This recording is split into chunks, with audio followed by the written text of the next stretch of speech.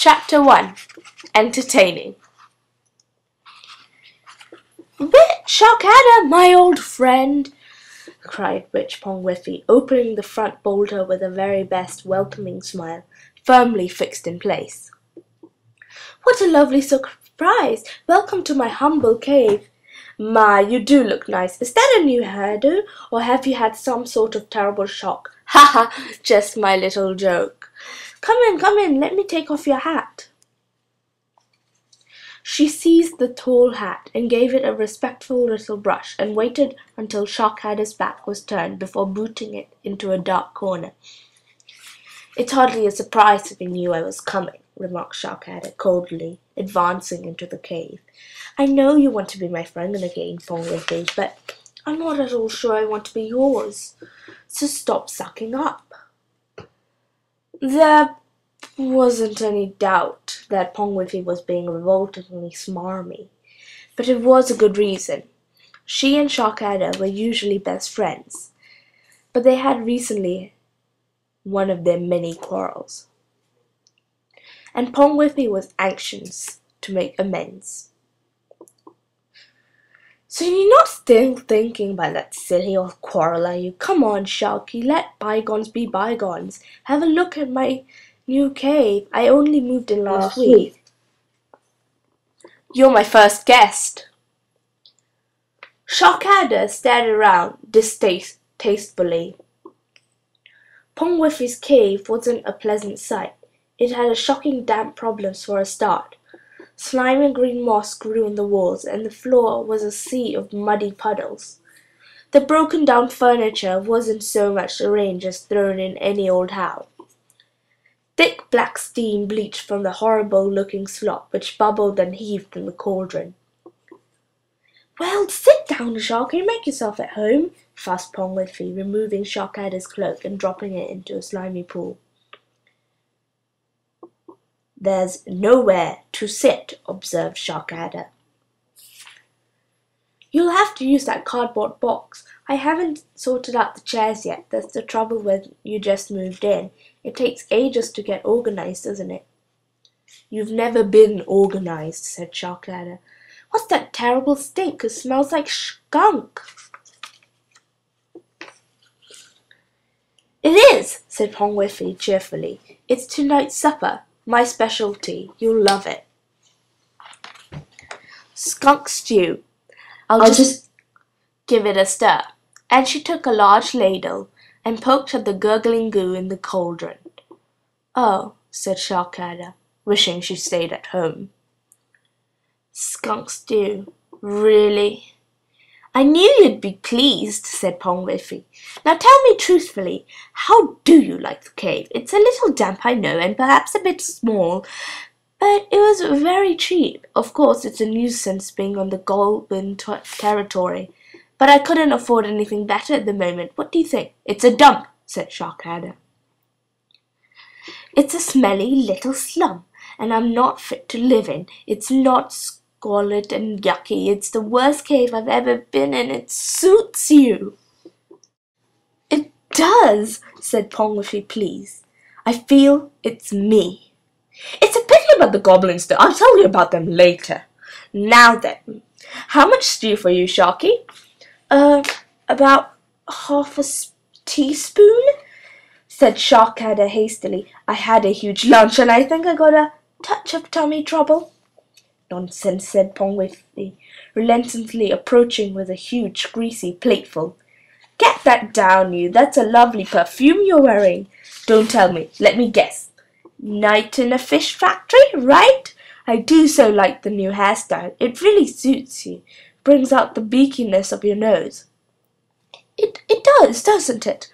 Agreed Sharkadder, finally coming round after such an onslaught of flattery.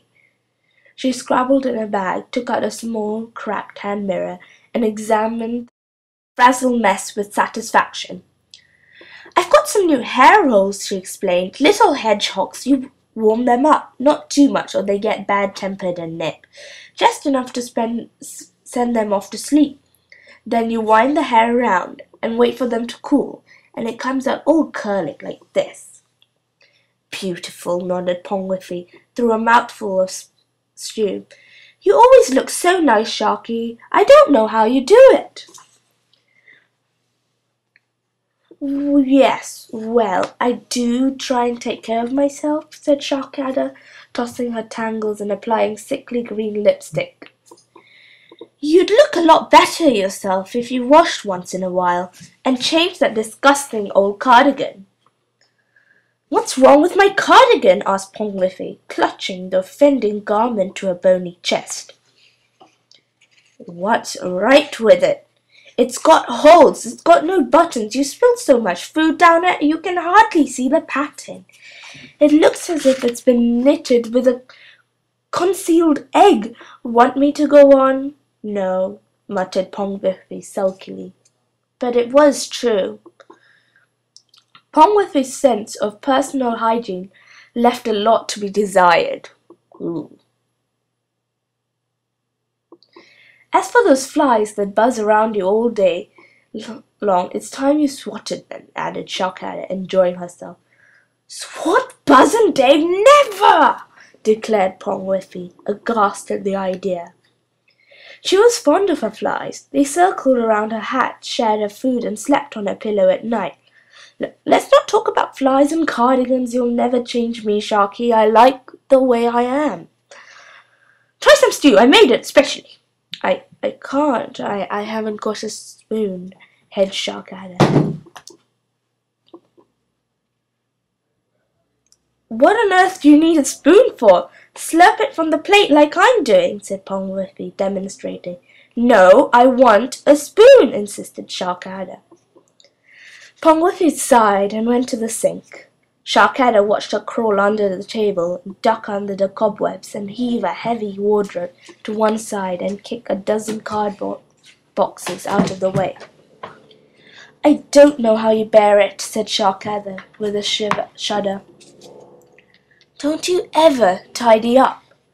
Nope, said Pongwiffy truthfully and returning it with a spoon. Sharkadder eyed it with a critical frown.